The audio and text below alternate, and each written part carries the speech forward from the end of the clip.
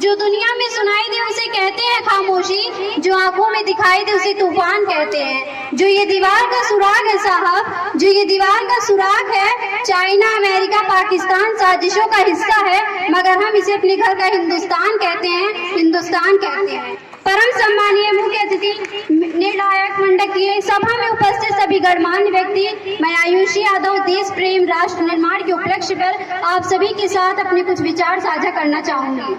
आजादी का असली मतलब वही समझ सकता है जिसने कभी गुलामी की हो। हम सौभाग्यशाली हैं कि हमने स्वतंत्र भारत में जन्म लिया।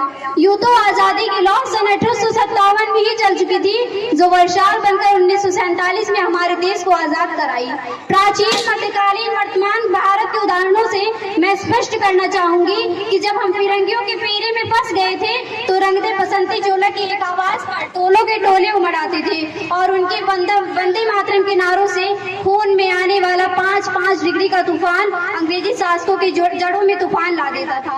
लोग मर जाते थे, फांसी चढ़ जाते थे, तो वो भी देशभक्ति साबित कर रहे होते थे, क्योंकि ये उस दौर की देशभक्ति की कसौटी थी। उसके बाद 62, 65 और 71 के युद्धों में अपना सुहाग गवा देने वाली औरत जब घर के हालात ये हो जाया करते थे कि प्यार भी भरपूर गया, मांग का सिंदूर गया, नन्हे नौनिहालों की लंगोटियां चली गई, छोटी छोटी बेटियों की चोटियां चली गई, बाप की कमाई गई, भाई की पढ़ाई गई, ऐसा एक विस्फोट हुआ पता ही नहीं चला, पूरे जिस्म की कई बोटियां चली गई। और आपके लिए तो एक आदमी मरा है साहब, किंतु मेरे घर की तो रोटियां चली गई, मेरे घर की तो रोटियां चली गई।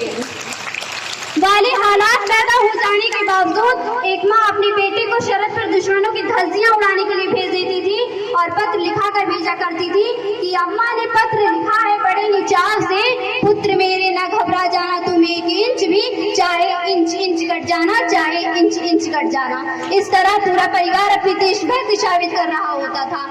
न मस्जिद को जानते हैं, न शिवालों को जानते हैं, न मस्जिद को जानते हैं, न शिवालों को जानते हैं। जो पेट के भूखे होते हैं ना, वो सिर्फ भोजन के निवालों को जानते हैं, वो सिर्फ भोजन के निवालों को जानते हैं।